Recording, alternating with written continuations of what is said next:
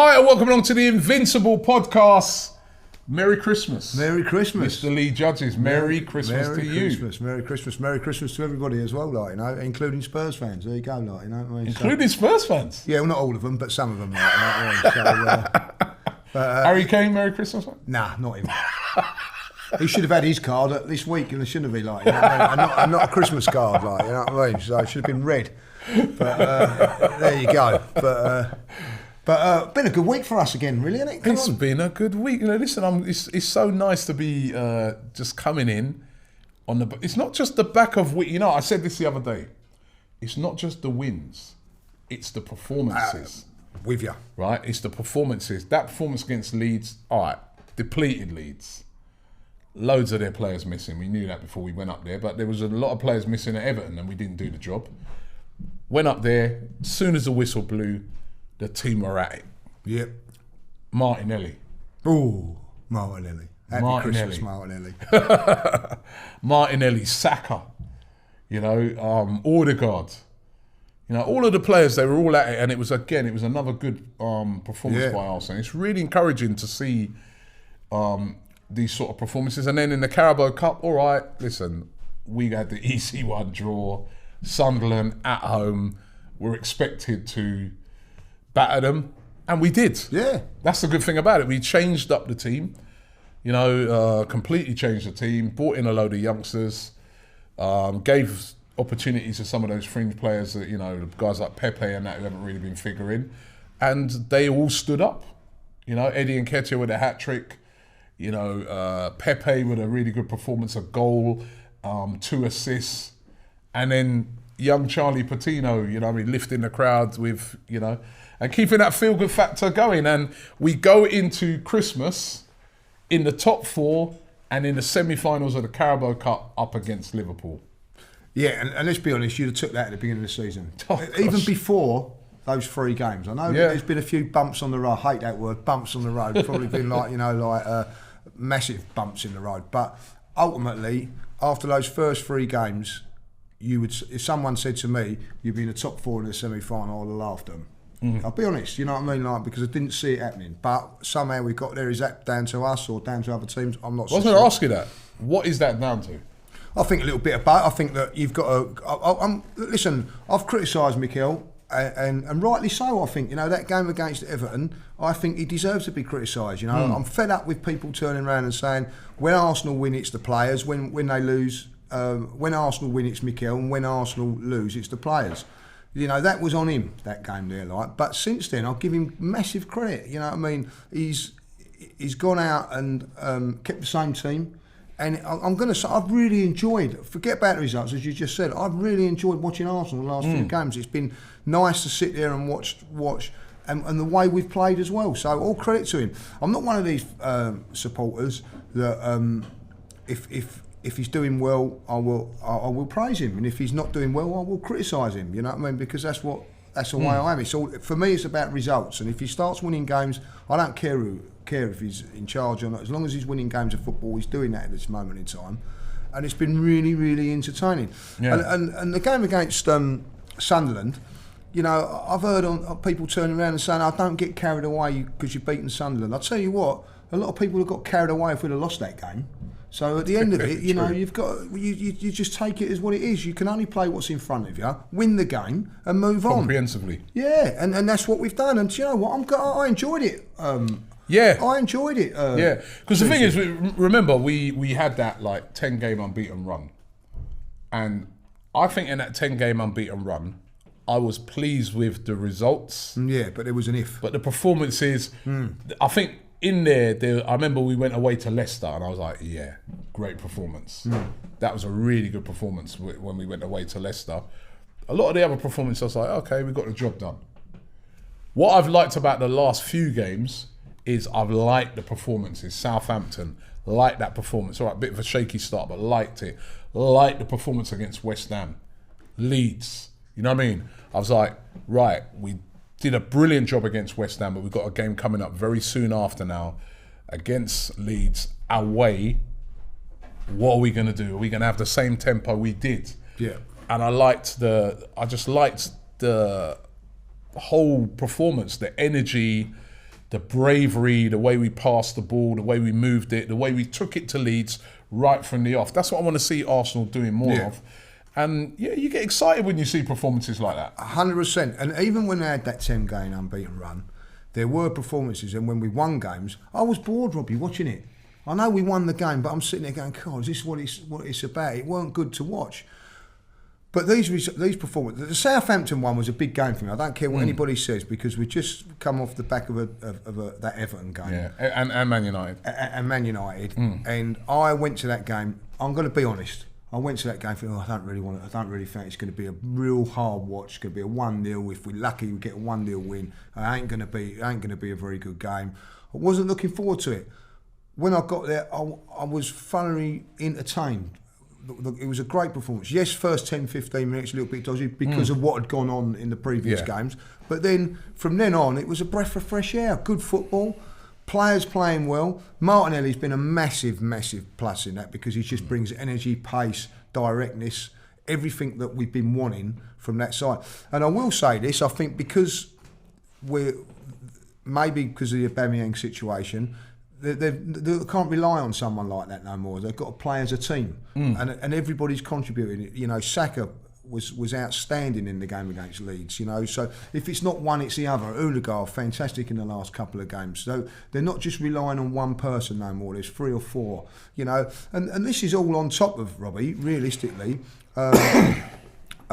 Smith Rowe, who I think has been our best player this season from an attacking point of view. You know, you can go Ramsdale and the defenders and all that, but from an attacking point of view, he's been our best player. He's not in the side, so that just shows you, how good that these guys have been playing at the moment. Yep, and you know, through now to the semi-final of the Carabao Cup, where we will play Liverpool, who came from 3-1 down, 3-1 down to pull it back to 3-3, and then they won on penalties. And that's who we're going to have. It says it's a 2-legged game, which we're going to be playing the first leg at home. But then there's a lot of talk that it could still be 1 leg because of, because the FA Cup games have already decided that the 3rd round and 4th round are not going to go to replays. They'll just be penalty shootout at the end of that as well, right? And then there's a lot of talk that they could change this to just 1 leg, which kind of makes sense. Even Klopp does now with been drawn at home. No, but you know the funny thing about it, Klopp was saying... Well, he said it, so I'm going to push for it now. That would be to their disadvantage. Yes, Jurgen, you push for it now. Yeah, that would be to their disadvantage. Yeah. He was saying he'd rather it just be 1 leg. Let's see what he's got to say about it now. Why does it have to be 2 legs, isn't it? I think, why don't they play that at Wembley? Or something like that, what they used to do with other games. Yeah, I don't know. It's always been that way, isn't it, with the semi-final? Yeah. For a very, very long while, you know. So I think this, before the draw was made, I thought it would be a sensible thing to do. In a Jurgen Klopp interview, he was saying it, and you know, I was sort of nodding donkey, because I do like Jurgen Klopp. I think he, when he speaks, I sort of think, yeah. And he said, why don't they make that 1 leg? And I thought, yeah, great. So the first team that comes out. So I was quite pleased, even though you want to be away in the second leg, really, don't you? But when that draw was coming out, so when it was first pulled out, I was pleased. Because whatever happens now, we're going to be at home, you know. But then when you got the second ball come out and you saw Liverpool. Listen, if Liverpool play the same sort of team that they've done, they'll be stronger. Do you reckon? I don't know. Although there is a lot of talk that they've always gone African Cup of Nations, so they will miss Salah. Yeah, and they will miss Mane. Right, although none of them played last night. Remember? No, I don't think none of them will play that anyway. They will miss that. Naby Keita as well. We'll have no Partey. Obviously, Aubameyang's out anyway, so no Pepe, who played. He'd be gone. So listen, Liverpool are in with the chase of the title. So that week, if I was Jurgen Klopp, and don't forget you've got the Champions League coming up in February and the league. There's an opportunity there to just rest all of his first team players for a week. And then go in the league, with the FA Cup in between. You look at the games. Yeah, what would you do if you're Arsenal? If you're Mikel Arteta, do you go very strong? I'll go very strong in all, because we've not got Europe and we've got nothing. So when February. It's a first team. Yeah. When February, March, April comes around, we're back to playing just once a week. Because that game now will be on So 4th or 5th of... the 4th or 5th of January. Yeah, then it's Right. the FA Cup. Then it's the FA Cup at the weekend. We've got Then Nottingham Forest. Yeah. Then the following week, again, 12th of January, is a semi-final, right? Followed up 4 days after that. Spurs away. And then Burnley at home. So I'd go strong. Yeah, you're right. You know, I'd go strong as listen, well. at the end of the day, Spurs, it could... Listen, I wanted West Ham to win yesterday, don't get me wrong. But Yeah. it could work in our advantage, because if West Ham would have won that game yesterday, Spurs would have had the week off going into the North London derby. So they've got Chelsea that week in between in those 2 games now. So I think at the end of the day, come on Chelsea, that they might work out in our advantage. So you know, I'm trying to look at the negative from the positive. You know, so I wanted them out really, but so it could be advantage for it. But no, I think that, you know, Liverpool then will look at it and think they've got bigger games to cut. Jurgen Klopp, I think will rest players. So I think out of the 4 teams, you know, I think we can't moan about that. And another little trip to Anfield. Listen, we owe them one from last year. They played a bloody last year. We owed them one over last year, and they beat. And they still beat us. Yeah, that's 5-5. Oh. You know, last night was that game was going on. I was saying that. I was saying, you know what? I remember that was when it was 3-1. And I was saying to the guys, I was doing a watch along over on DR Sports, and I said, I remember when we played them and they came back and then beat us on penalties. Yeah, it could happen again in this game. We was 3-1 up, weren't we? I think yeah, and look, I mean, they're resilient. And I'll tell you what, you've got to remind him for that. You've got to remind him for that. Even though he's put out a weakened side, if you like, or whatever, he's still put on players to win it. Yeah. Because he's got that winning mentality in him, like, you know. So I'd imagine that they'll start off maybe not too strong, but maybe go a little bit away. But listen, we've got an opportunity, if it is over 2 legs, at home first, like, now the advantage. Get a couple of goals up in front, like, you know. So, you know, that's how I would see it if I was Mikel. You know, now own the advantage early doors. Don't forget, you've got Liverpool now, who are in the title race, like we are to certainly in the top 4 race, but Liverpool going to that, where they've got three league games that they can't afford to rest anybody. You know what I mean? So they're going to go big in all those 3 league games. So then they're going to have a little breather, have a little rest against us. Well, we've got some tough games ourselves coming up. You know, I mean, we've got the Christmas period of games coming up, which are going to take place because, you know, they decided on it. All the clubs met and decided that they are going to go ahead with the Christmas program, which I think is sensible as well. You know, because to me, I was like, this thing about cancelling all the games and having a circuit break and that didn't make no sense to me. It's like, play, if you've not got enough players, they cancel the game. Yeah. You know what I mean? I have been getting a bit fed up with some of these teams I'm sorry, right? And listen, I as a fan and you as a fan, we'll moan if on Saturday we find out that 8 Arsenal players are out due to COVID. It's going to disadvantage us. But it's the same for every team at the moment. Yeah.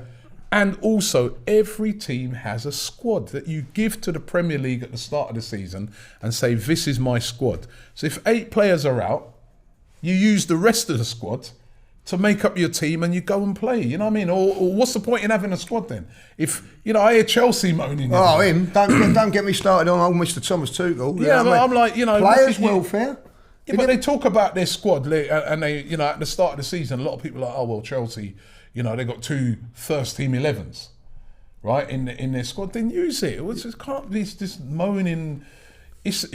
Every fan's going through it. Every person in this country is going through this COVID at the moment, and we're all having to make the best of a bad situation. And I do think with some of these clubs now, I understand it, you know what I mean, because you're missing a load of players and it's very frustrating. It hasn't really happened to us badly, although we did get at the start of the season. And when Mikel Arteta asked for postponements and that, they told him no. The Brentford game, the Chelsea game, when we were missing like Lacazette, Aubameyang, Ben White, loads of players like that. But I do think now at the moment, some of these clubs, I mean, come on, the whole country's going through this COVID thing at the moment. We just got to get on with what we got. And as I said, what the Premier League have been doing, and I don't normally side with the Premier League, right? But what they've been doing is that they're saying if you've got a certain amount of people in your squad that are out sick, all right, the game's cancelled, which they've postponed half of the games. But if you've got enough players to get on with it, there's no point in moaning and saying, because you're missing 4 of your top players. That's why you've got your squad. Use your squad. Exactly, and I don't care what anybody. Thomas Tuchel. Let's have a little chat about him. Like, you know what I mean? Players' welfare. He's been going on about that for 3 weeks. Well, after the game at the Emirates, I never heard him turn around and say about players' welfare then. Yeah. You know what I mean? Because it didn't suit. Because we were missing players then. We was missing players then. I never heard him say about players' because welfare. of COVID. Because of COVID. I never heard him once turn around and go, it's play. He didn't care less. So for him, I don't care less about Chelsea no more because, you know, say it when it don't matter to you.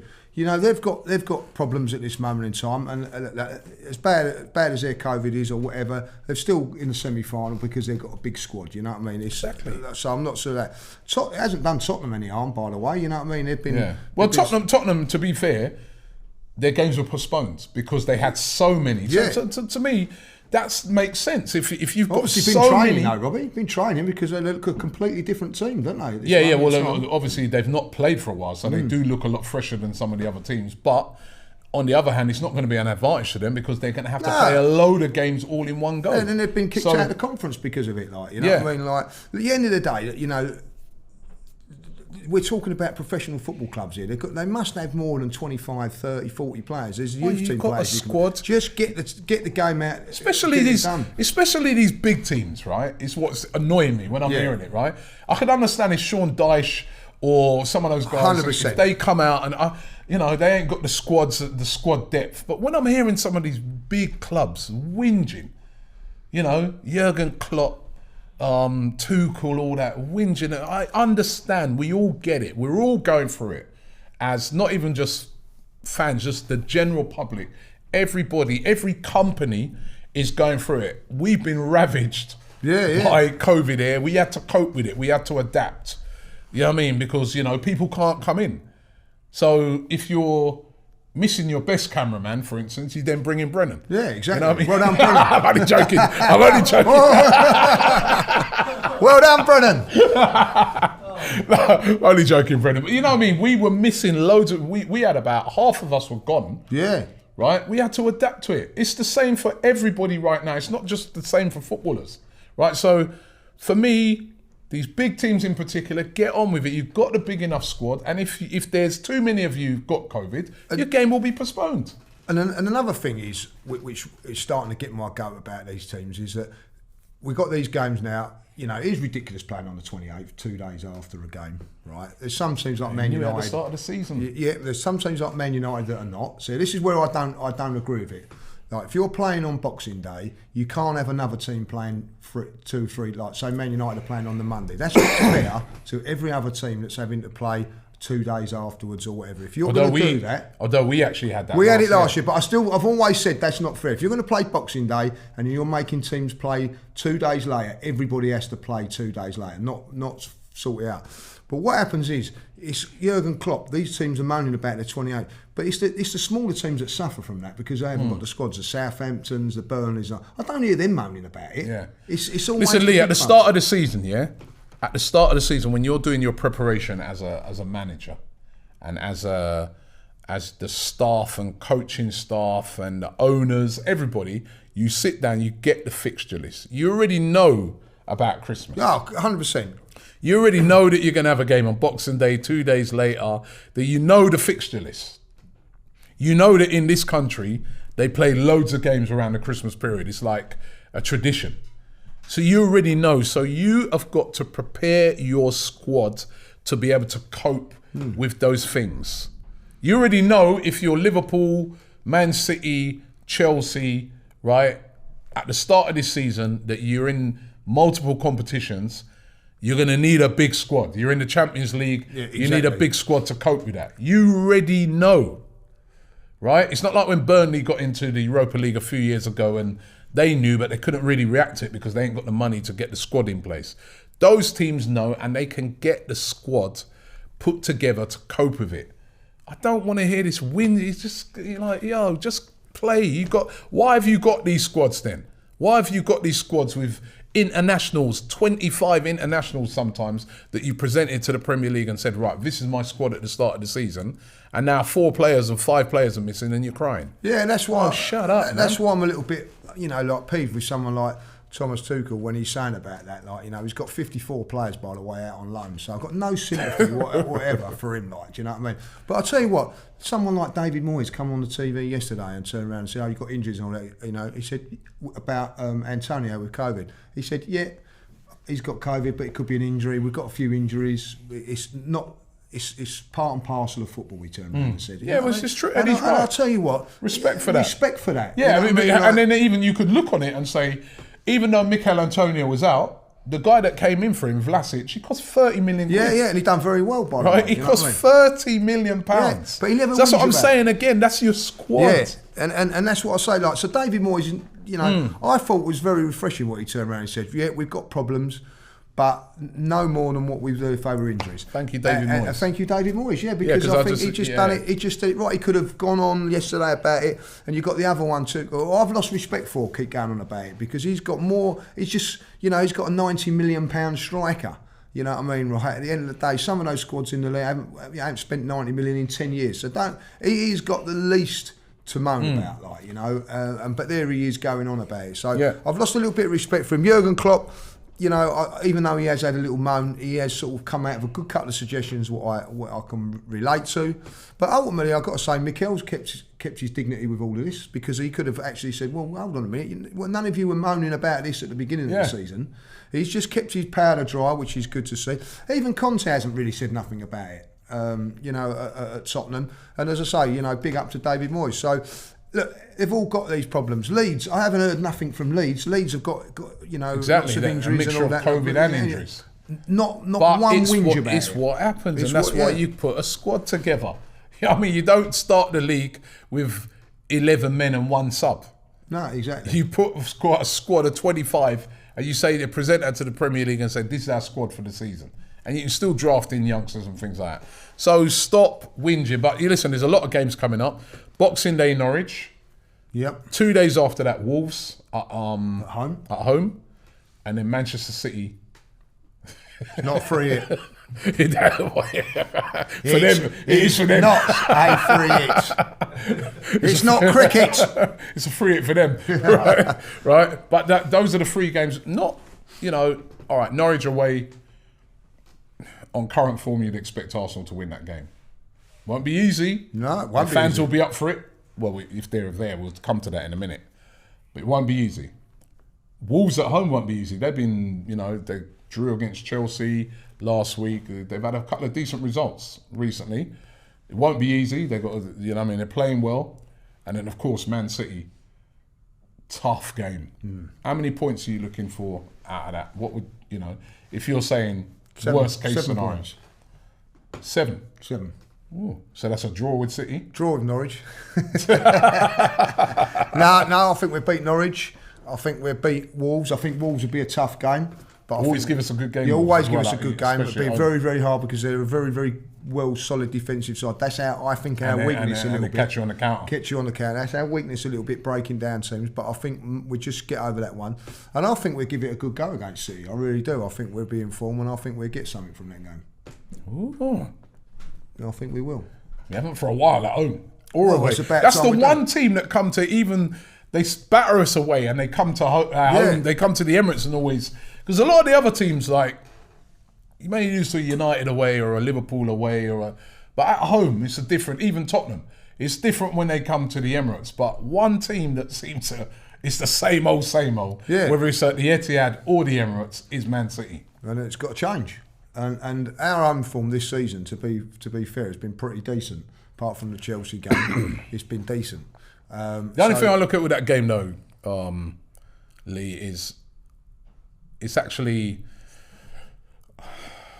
I think maybe that game might have been better to have been Saturday, because the thing is, after you've had those two games where you've had to really stretch your squads, you then end up with playing City, who City do have an unbelievable squad. So they could switch up their, you know, they could play a completely different team to what they played a few days earlier and still have an excellent side. Whereas with us, ultimately, we won't be able to. I mean, the last few games we've played an unchanged team. We're not going to be able to do that for those 3 games. No, I think that I think that, you know, we've got to look to get 6 points from those first 2 games. So but I do think we'll rotate for Wolves and Norwich. But I think that the good thing is you've got Tuesday, and you've got Wednesday, Thursday, Friday, where you can rest up and all that, and then go to Saturday. So I don't think, I think if it was, I would prefer to be playing on that game than say like playing Boxing Day and then playing Man City when you've got 1 day's rest. So I think that we've got a couple of days where we can rest up and then go again. I think that City have been playing fantastically well, but they're due a little slip up, and other teams like Liverpool have gone to Tottenham and haven't won. Have gone to West Ham and haven't won. Man City cannot keep continually go on this run, and I'm hoping that Arsenal are the team to stop them. Would you weekend's game against Norwich, Boxing Day? Would you keep the same unchanged team that played against Liverpool? Against Leeds. I'd start the same team, but freshen it up. Maybe in the second game. I think I wouldn't change the defence round too much. I don't think I look at Arsenal and the 2 central defenders are key for us to being successful, because even against Sunderland we looked a little bit dodgy at the back there, without one of them. So for me, if you can keep the 2 central defenders together, maybe change the fullbacks about one of those games, and then just freshen it up front. And this is the thing now with me with Aubameyang. I don't think Aubameyang's coming back because he wasn't even in the squad for the Sunday. If it was a way back, I think that would have been the game when he'd been. And now the fact that Eddie scored that hat trick, that's pushed him right forward now to say, right, give me a start, or I'm here to come on in any of those games. Who else has scored an hat trick this season? No one. So good hat trick as well. A very good hat trick. So at the end of the day, he's trying to force his way into the squad, and good luck to him. I don't think that he's going to ever be an Ian Wright sort of a player or someone like that. But I think that if it was me, I'd sit down with him and say, look, you're probably not going to be the main striker at Arsenal, but you could be one in the squad getting games and all that. That ain't a bad thing when you're 21, 22, you're about 25, 26. He wants to play every week, don't he? Yeah, but listen, he said it in an interview afterwards, didn't he? He said he goes, want to play every week. He went to Leeds and didn't play. So it don't mean to say you're going to go somewhere and going to play, and you've got to perform.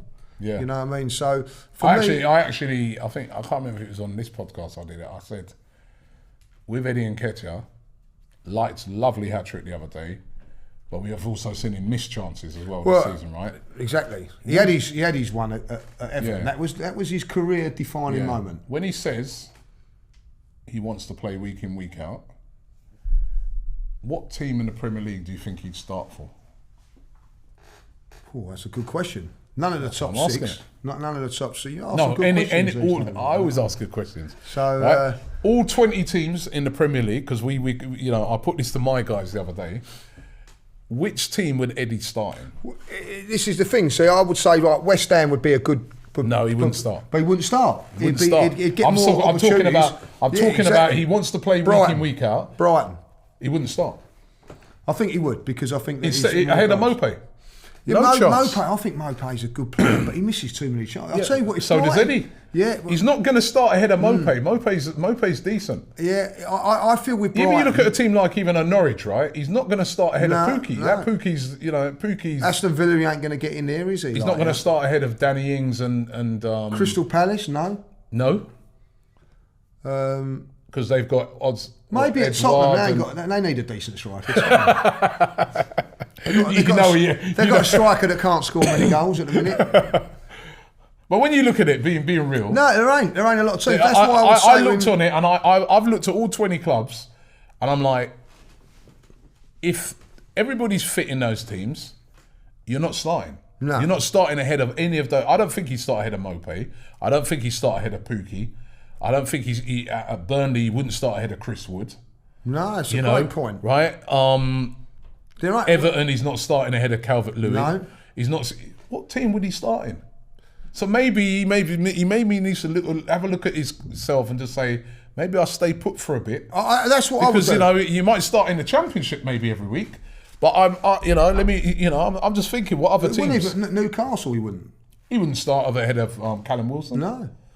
So I think Paul Merson made a great point the other day after the game. He turned around and said, look, I'd stay here for another couple of years. Yeah. And then move on. And if you Wouldn't if start. You don't get a chance. Look, I'll go through the, and obviously City, Liverpool, Chelsea, we'll discount Arsenal, West Ham, Man United, no chance. Tottenham, no chance. Wolves, he's not going to start ahead of the Mexican. Forgot his name now, but he's not starting ahead of him. Leicester, I've got Vardy, Patson Daka. He's not starting ahead of them. No. Villa, I've got Danny Ings, Ollie Watkins, not starting ahead of them. He's not starting at Palace. Again, ahead of Odsonne, Odward and guys like that. Brentford, he's not starting ahead of Ivan Toney. No, he certainly ain't. Not starting ahead of Mopé at Brighton. Not starting ahead of Calvert-Lewin at Everton. At Southampton, Shea Evans, I don't think he's starting ahead of him either. Right? Not starting ahead of Bamford at Leeds. Not starting ahead of Emmanuel Dennis at Watford. Not starting ahead of Chris Wood at Burnley. Not starting ahead of Callum Wilson at Newcastle. And I don't think he's starting ahead of Pukki at Norwich. So, that says you... Stay where you are. Stay where you are, yeah. Stay where it's just something I looked at the other day and I'm like... Because there might be an opportunity, if he progresses and carries on doing what he's doing at this moment in time, someone will take a punt on him in a couple of years' time. That would be my advice to him. Yeah. Or you may stay. I'm not bothered whether he goes or he's not. You may prove that you are an Arsenal player week in, week out. And at the moment, you're not starting every week because. And I really like Eddie Nketiah and I love his work rate and enthusiasm. But the realness is at this moment in time, not to say in the future, you're not starting because you're not good enough to start yet. You're not better than the guys that are starting. Yeah, which so you're not better than Lacazette to start. You're not better than Martinelli to start. And even with all the problems Aubameyang's had, if Aubameyang's on song, you're nowhere near ahead of him either. So this is the problem that he's got. He's got is it a thing that I need to start every week, or is it a thing that I need to earn that start every week and sign a new deal and earn my start? Yeah, and it's not a criticism what we're saying. Right? It's not a criticism. Not a criticism at all. It's where you are. And I do understand when he was giving his interview the other day and he's saying, "I want to play football." I get it. It's because he's getting older. You know what I mean? And you're a striker. You don't want to be on the bench. You saw him the other night. He was hungry for goals. Yeah. The other thing to it is go and say, "Yeah, I'll sign for Arsenal, but I want to go out on loan." In January, or say, get me out on loan, but I'll sign. Yeah, like you said, he went to Leeds, didn't start. So that's what I would be in there going, yeah, I want to sign, right? I'm going to sign, but I want more game time. If I'm not going to get that game time, let me go out on loan. But I'll commit to Arsenal Football Club. See what happens. Listen, you only get one opportunity to play for Arsenal. Yeah. He's never unless you're Martin Keown, but there's not very many that get it. The opportunity twice. So, why it's there, take it. I will say this, that it's different for fans, you know what I mean? Because they're players, they've got a career. He's looking at a different option to obviously, us. his career. So I get that. Yeah. I get that. On signings, January's coming. A couple of weeks now. Yeah. Transfer window will be open. Hi, welcome on to Transfer Daily, the show. Right, you'll be hearing that again every day. Let's get wound up. What do we need? Well, we need to get a striker now. We obviously need to freshen that up. See, that's what Eddie wants to leave. Look at you now. Well, but yeah, because that's I think because that's why he wants to leave. I think Aubameyang. This is how I look at it. I think Aubameyang's gone. Right, I can't see no way back for him. How are they going to sell him? How are they going to get rid of him? Well, it's just like, you know what I mean. He's going to £350,000 a week wages. Even half of that. Like sometimes they say, right, a team's going to take on half, or even take on 100. What, you're going to send the player out on loan and still pay £250? I think you if I was Aubameyang, I've seen what happened with the situation with Ozil. It didn't get him back in the squad. It was a bit different though, because in the Ozil situation, he was running down. He had a year left. Well, he's got a year after this. He's got 18 months left on his right, so it's a little different on this one. I don't think he's going to play, Robbie. So it's up to him, isn't it? Like, you know what I mean? Like, he can cancel a contract. I don't know. I don't really know what's going on. But if you cancel a contract, you're not going to get them big wages anywhere else. No, this is the thing. This is what the wages have caused a big problem with this thing, because I think if he was on, say, $100,000 a week, he would definitely be gone. Right, there was talk about Barcelona. They've just taken Ferran Torres. Yeah, I see that. Right, so I can't. Not bad for a club that's skin, is it? There's been rumours about AC Milan. Where would they get the money from? So I don't know. I don't know. There ain't going to be a transfer fee involved in it, is there? I can't. No, there'll be no transfer fee. I can't see Arsenal like being able to demand a transfer fee with that money. But I think there's somehow they're going to have to do that. Lacazette's gone at the end of this season. You know, so for me, if Arsenal do sign a top striker, there's still a position. Vlahovic. You're not going to get Vlahovic in mid-season. No, we're not going to. But we've got, you know, people said that when we weren't going to get Aubameyang in mid-season. We did. You know what I mean? Money talks, Robbie. You know what I mean? I think it's a bit different in this case because I think that this Vlahovic guy is one of the hottest strikers in Europe. I mean, his goal scoring record this season has been brilliant. He's followed it up like last season. Everybody's after him. Like, you look, listen. There's a lot of clubs, right? Even the top clubs, right? They've got all the money. They're looking at it and they're saying, right, option number one, Haaland. If we can't get him, then Vlahovic.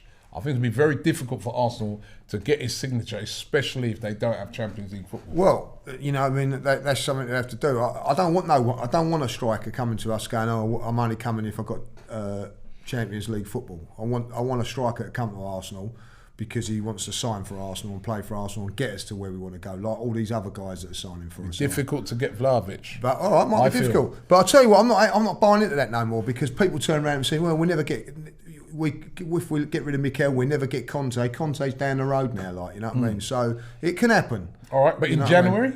I don't know. I think summer. Maybe in the summer, I don't know. But there's also that one. Don't forget that I think we've got a little bit of an advantage because we've got Torreira at Fiorentina doing really, really well. So there's obviously something we can negotiate there. I don't know, you know what I mean? Like Jolovic at Real Madrid, who ain't playing. Oh yeah, Jovic. I thought he was sensational when I see him at Frankfurt. It just hasn't worked for him at Real Madrid. He's not really done nothing since, has he? Well, it hasn't worked for him at Real Madrid, but you know we've got Odegaard. Like a loan? Yeah, it's a loan thing or something like that. We need to get someone, you know, because. And I'll tell you what else we need. We need a midfield player from somewhere.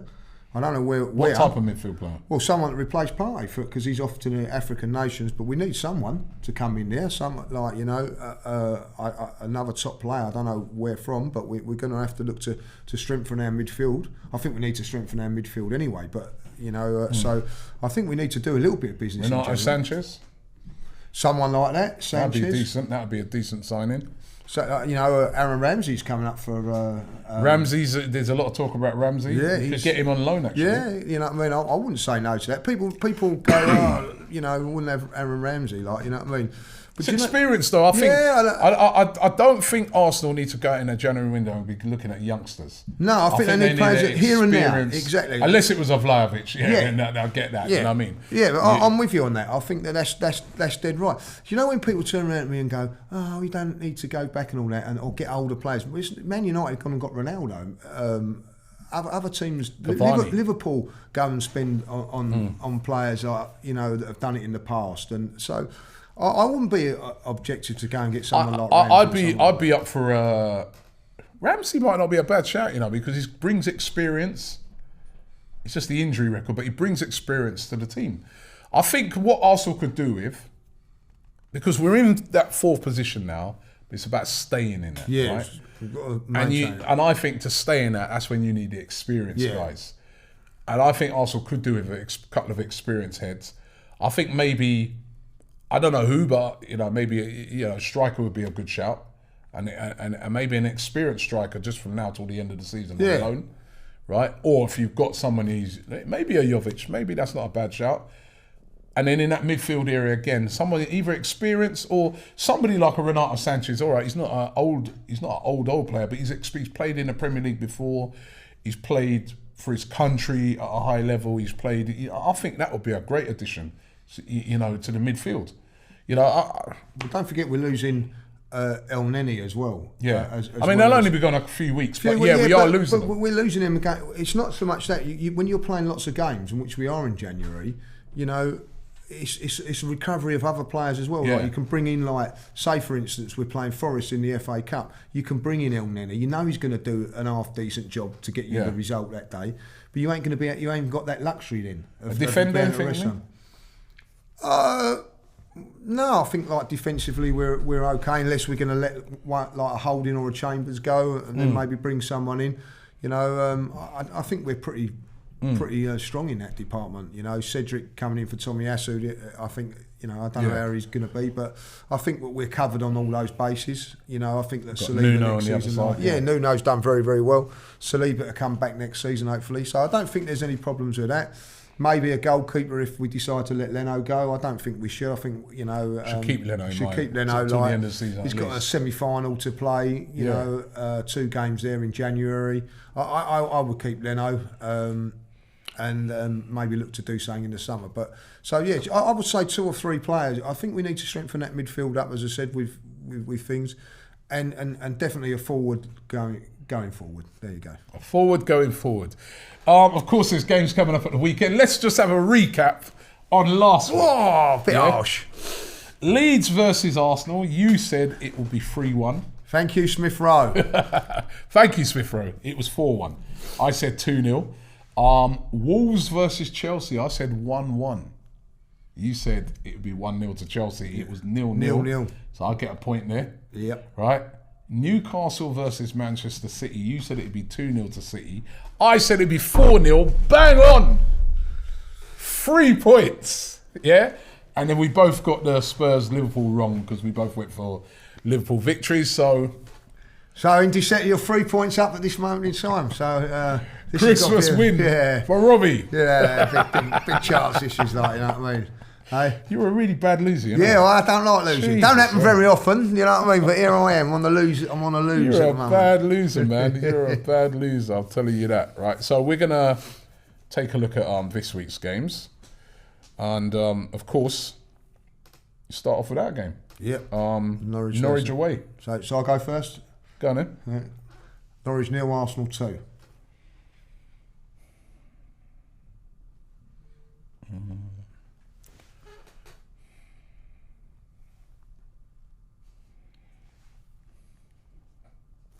Going to go bigger, aren't you? You fancy going bigger? Yeah, you know what? I'm going to go 3-1. Ooh. I just fancy this team's on form. I was very unimpressed when I saw Norwich the other day. It is a Boxing Day fixture, so they will be right up for it.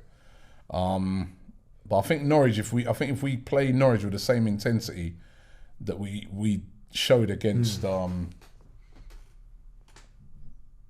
if we play with the same intensity that we showed the other day against Leeds, I think they'll be going 3-1. The next game we're going to go is the second Arsenal game, which is Arsenal versus Wolves. Okay, you go first on that one. I'm going to go 1-0. You said go first. You're a horrible man, you.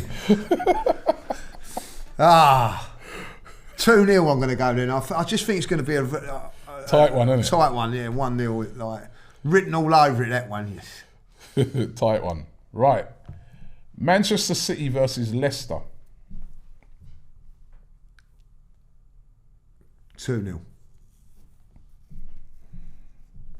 Leicester at home. Oh, are they? Yeah. Still 2-0. Leicester, they must be kicking themselves in a minute. Yeah, I know. Did you see the goal by Maddison, by the way? That's a brilliant goal. He's on form at the moment, but I don't think that'll be enough. Thing's not quite. Oh, sorry, no, it's not at Leicester. It's at Man City. Oh, is it? Yeah. Will I say 2-0? 2-0. I'm going to go 3-0. 3-0 City. I think City, the way they're playing at the moment, man, they're rampant. Let's go final game. Aston Villa versus Chelsea. That's an interesting one. Oh, if you go first. Villa at home. You swine, that's a good game. Oh. Can Chelsea afford to drop no more points? Can't. Be good. But they drop points and we win against Norwich. We're starting to close in on them. Yeah. You got Tottenham closing in on them as well. Pressurised game. I think they'll win it. 1-0 to Chelsea. I'm going to go a draw, 1-1. 1-1. Yeah, I think Villa at home, difficult opponents at the moment. So I think they might drop more points. Interesting. Well, listen, it's a Christmas programme is coming up. Do you think that these games are going to be played with fans? I think Boxing Day will. I think that listen, we're just arranging like the Liverpool away game, just as, like, you know, trying to sort that one out, like, you know. And first thing we said, if allowed. Yeah. You know what I mean? Like, you know the thing about it as well, Lee, right? I was thinking about if we do go behind closed doors, which I'm hoping and praying. You heard Mikel Arteta the other day saying, I'm not looking for. You know, and our away form last season. Sorry, our home form last season was poor when there was no fans, and the fans have had a big part to play in our form this season. I think it would be very damaging to Arsenal. And if we go behind closed doors, let's just say January's behind closed doors, that'll be another season. We ain't been to Tottenham. Yeah, another season, like, you know. That'd be like 2 seasons we've not been to their ground. Yeah. We've not been there, have we? Like, we ain't been there. I think if you come down to it, if it doesn't happen, I don't know how many teams have not gone there. How many away fans? I think we're probably about the only ones. We're about the only ones. We're the only ones. You know, so I'm hoping and praying that. I don't want to see it go behind closed doors. The only good thing about it going behind closed doors is the watch-alongs. You know, the watch-alongs. We do have a bit of fun with him. It's not the same, and it's not good for the team. I'm telling you, it's not the same, and I'm not. Yeah, really and I'm fearful that it might, because, you know, Wales have gone behind closed doors, Scotland have gone behind closed doors. Although there was a report that's come out that's saying that they're seeing proof and evidence that this virus, this variant, is not as strong as the previous one, and far less people end up in hospital. They've reduced down the amount of time you got to isolate from 10 to 7 days. Oh, has it gone down there? Yeah, they've done that. I'm hoping and praying that we do see games, but I'm a bit fearful. I think it's just not the same. There's no fans there, man. I mean, the atmosphere at Leeds at the weekend was brilliant. If it comes to it, then let's just have a break from it. I'd rather have a break from it. Yeah, you know what? Then I'm with you. Take 2 weeks break, but then there's so many games. I don't care. You've got all the games over Christmas. How are you going to make them all up? Extend the season for a week or 2 weeks. Not going to do it, are they? I know, but at the end of the day, you know, I think watching the games on TV without the fans and then seeing what the fans were, I totally agree with me. It's a different game. It's a different game, and you know, you are right. The atmosphere has been fantastic, and you know, even with all the scaremongering about it, everything about it, you know, I've seen a packed crowd for our game against Sunderland, packed crowd for the game against West Ham, packed crowd yesterday, West Ham. Packed ground at Leeds. Packed ground at Leeds. Liverpool yesterday, packed ground. You can't beat it, the atmosphere, when like, you know, I don't know, the Liverpool game yesterday, like that last minute goal, you know, it went crazy. You know, if there's no fans in there, it's not the same. Yeah, no, it's not the same. Please don't go behind closed doors, but we'll have to wait and see. But listen, I want to miss. I miss you. I miss you. No, I want to wish all of you guys, everybody who's been watching this podcast and listening to it since we started it, wishing you all a very, very Merry Christmas and a real Happy New Year. Stay safe, stay COVID-free. To you, Lee. Merry Christmas to you, mate. Have a good one. Have a good one. Make sure you enjoy it. You know, we've got to make sure we enjoy these times, and let's hope that number one, we get through all these games COVID-free and all the teams have got all their players and that. And number two, please, no behind closed doors football. This podcast is available on all your normal formats. Make sure you check it out now. And once again, wishing you all a very Merry Christmas. Merry Christmas.